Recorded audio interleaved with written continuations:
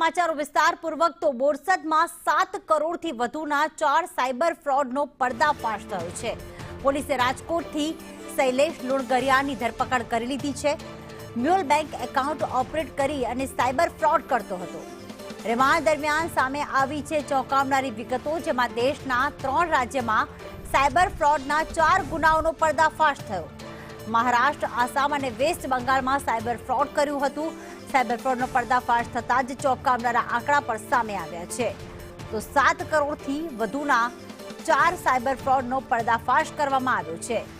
Mule ખાતાથી છેતરપિંડીની આખી જાળ બિસાવવામાં આવી હતી અને 7 કરોડથી વધુનો ફ્રોડ કરવામાં આવ્યો છે। બોરસદ પોલીસે મ્યુલ હન્ટ ઓપરેશન હેઠળ રાજકોટથી શૈલેષ અમરીશભાઈ લુણગરિયાની ધરપકડ કરી છે।